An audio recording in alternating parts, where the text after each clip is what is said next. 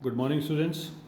कल अपन ने पढ़ा था कि प्रेगनेंसी कैसे स्टार्ट होती है ना, कैसे प्लेसेंटा फॉर्म होता है। और प्लेसेंटा जो है ब्लास्टोसिस्ट का जो ट्रोफोब्लास्ट होता है वो तो बनाता है प्लेसेंटा, और जो अंदर इनर सेल मास होता है वो आगे जाके बनाता है तीनों जर्म लेयर, एक्टोडर्म, एंडोडर्म और मीजोडर्म, और ये आगे जाके हमारे सारे ऑर्गन्स बनाते हैं। और इनमें स्पेशल सेल होती है, इसको हम बोलते हैं स्टेम सेल। ठीक है। और हमने फिर ये भी देखा था कि पूरे 9 मंथ में प्रेगनेंसी किस किस तरह से डेवलप होती है। पहले महीने में हार्ट बनता है, दूसरे महीने में लिम्स और डिजिट्स बनते हैं, तीसरे महीने में सभी ऑर्गन सिस्टम डेवलप हो जाते हैं। ठीक है। 5 महीने बाद हेयर्स डेवलप होते हैं और सर पर बाल दिखते हैं 5वें महीने में, और पहली मूवमेंट होती है। 6 महीने बाद पूरी बॉडी पर फाइन हेयर्स आ जाते हैं, पल आईलिड्स खुल जाती है, पहले बंद होती है पर खुल जाती है, पलकें बन जाती हैं, और 9 मंथ के बाद बेबी अब डिलीवरी के लिए पूरी तरह से क्या है, तैयार है।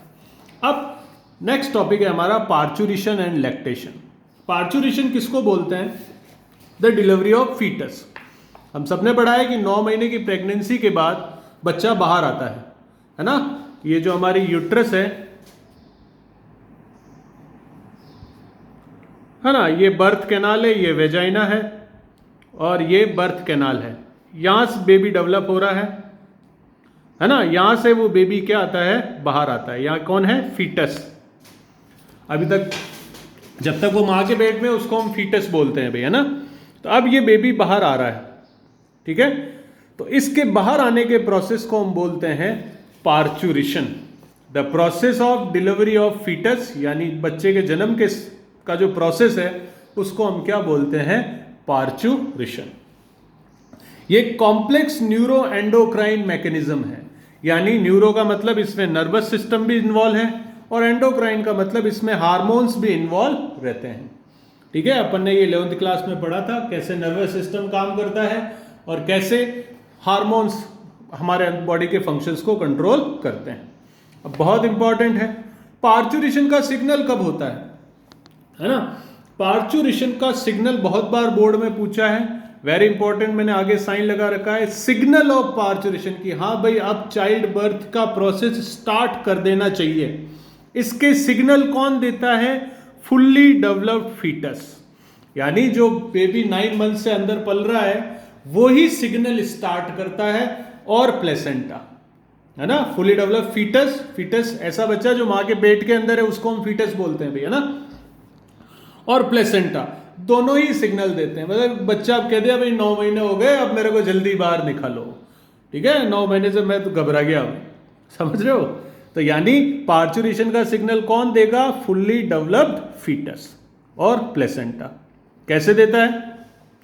उससे पहले अपन यूट्रस में अपने को पता है 3 लेयर होती है। सबसे अंदर एंडोमेट्रियम, बीच वाली होती है मायोमेट्रियम। मायोमेट्रियम में मैंने बताया था कि ये चाइल्ड बर्थ में इन्वॉल्व रहती है और ये मसल्स की बनी होती है। बीच वाली जो लेयर होती है मायोमेट्रियम, ये किसकी बनी होती है? मसल्स की। तो क्या होता है, जैसे 9 मंथ की हो गई, fully developed foetus and placenta यही सिग्नल देते हैं पार्चुरेशन का, है ना। तो ये क्या करते हैं? Induce mild contraction. कॉन्ट्रैक्शन मतलब संकुचन। जैसे तुम टूथपेस्ट को दबाते हो तो आगे पेस्ट निकलता है, तुम पेस्ट को क्या कर रहे हो? कॉन्ट्रैक्ट कर रहे हो, है ना। तो माइल्ड का मतलब होता है धीमे। माइल्ड का क्या मतलब होता है?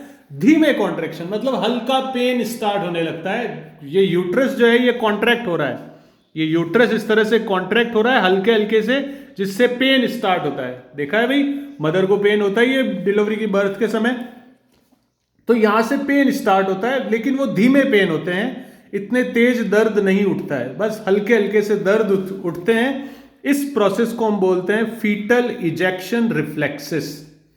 क्या बोलते हैं? Foetal ejection reflexes. ये जो माइल्ड कॉन्ट्रैक्शन पैदा करते हैं फुली डेवलप्ड फीटस और प्लेसेंटा, फीटस और प्लेसेंटा जो माइल्ड कॉन्ट्रैक्शन पैदा करते हैं, इनको हम क्या बोलते हैं? Foetal ejection reflexes. यहां से क्या होता है, अब ये रिफ्लेक्स एक्शन है, यहां से नर्व मैसेज लेके जाएगी किसके पास? ब्रेन के पास। फिर ब्रेन हाइपोथैलेमस को बोलेगा और हाइपोथैलेमस पिट्यूटरी ग्लैंड को बोलेगा। तो पिट्यूटरी ग्लैंड से कौन सा हार्मोन सिक्रेट होता है? ऑक्सीटोसिन। बहुत इंपॉर्टेंट हार्मोन है, याद रखना है भाई। दर्द उठा, जैसे मैंने तुम्हारे सुई चुभाई है ना, तो तुम्हारे ब्रेन तक मैसेज जाएगा और तुम हाथ पीछे हटाओगे, है ना। तो यहीं पे यही हो रहा है, दर्द उठा, हल्का दर्द उठा, इस हल्के दर्द को ब्रेन तक ले गए और ब्रेन ने पिट्यूटरी से कौन सा हार्मोन निकलवाया? ऑक्सीटोसिन। अब ये क्या करता है? ये oxytocin hormone act on uterine muscle, यानी इस मायोमेट्रियम पर जाकर एक्ट करता है ऑक्सीटोसिन, जिससे क्या पैदा होते हैं? Stronger uterine contraction. यहां पर कौन से थे?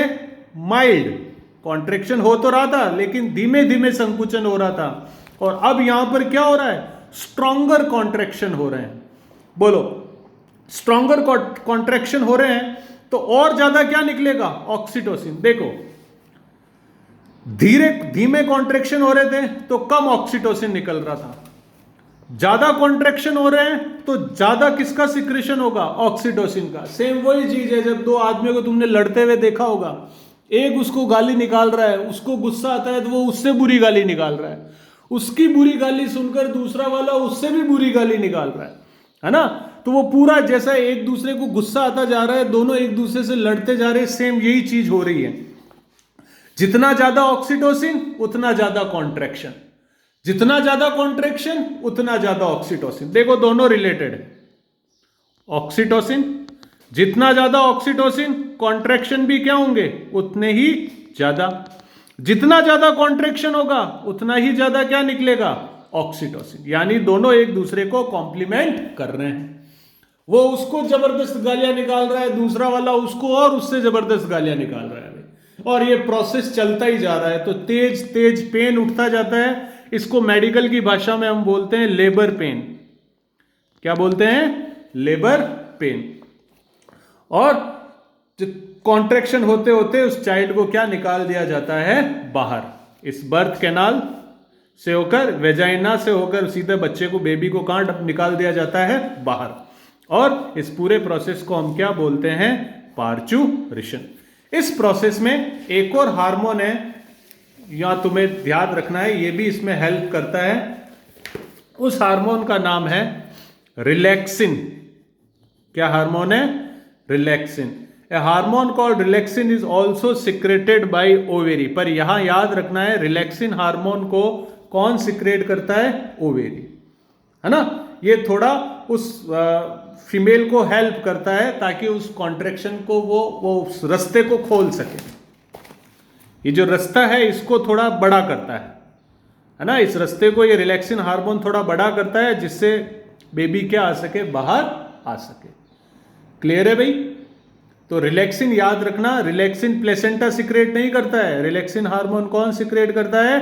ओवेरी।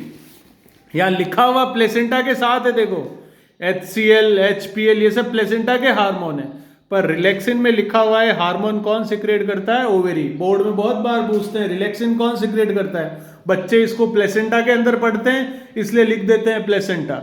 प्लेसेंटा नहीं है, रिलैक्सिन को कौन सिक्रेट करता है? ओवेरी। चलिए भैया, अब लास्ट चीज आ गई है हमारे पास, लैक्टेशन। ठीक है। अब हमें बताए, हम मैमल्स हैं, मैमल्स की फीमेल के अंदर कौन सी ग्लैंड होती है? Mammary gland. ये प्रेगनेंसी के टाइम डेवलप होना स्टार्ट होने लग जाती है। पर उससे पहले तो थोड़ी सी चीज यहां पे देख लो। What do you think the doctor inject to induce delivery? जब किसी फीमेल के अंदर पेन नहीं हो रहा होता है तो बताओ डॉक्टर कौन सा इंजेक्शन देते हैं? इंजेक्शन देते हैं, उस इंजेक्शन में क्या चीज होती है? क्या चीज होती है? कौन सा हार्मोन होता है? बोलो। ऑक्सीटोसिन। मेन हार्मोन यही है जो कॉन्ट्रैक्शन यानी दर्द पैदा करता है। ठीक है। वापिस आते हैं इस पर, लैक्टेशन पर। तो जैसे ही प्रेगनेंसी खत्म होती है, मेमरी ग्लैंड क्या सिक्रेट करने लगती है? मिल्क, उस बच्चे के न्यूट्रिशन के लिए। इस प्रोसेस को हम क्या बोलते हैं? लैक्टेशन। डेफिनेशन लिख देता हूं मैं यहां पे।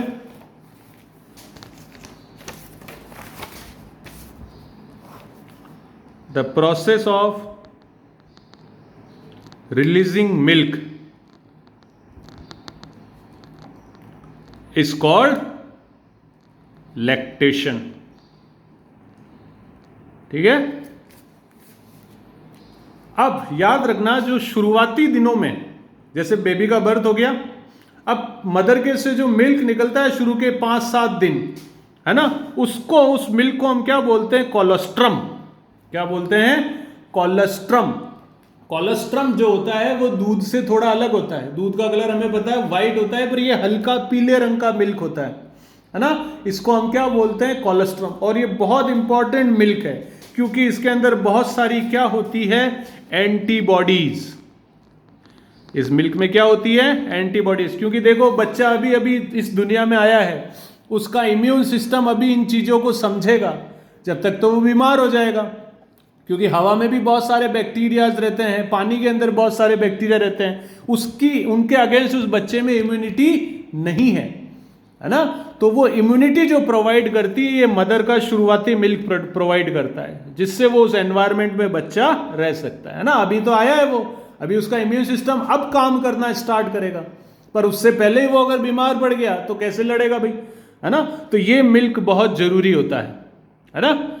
इसलिए बच्चे को शुरुआती मिल्क हमेशा पिलाना चाहिए भाई, ठीक है।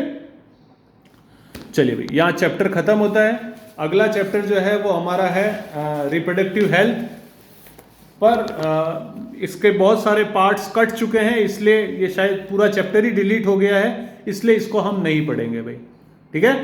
शायद 1-2 टॉपिक इनमें हैं अभी भी, पर वो अपन जब तुम स्कूल खुलेंगे तब अपन उनको पढ़ लेंगे। अपन अब कल से मंडे से 2nd यूनिट स्टार्ट करेंगे। आपकी 1st यूनिट यहाँ पर खत्म होती है। करेक्ट? ओके।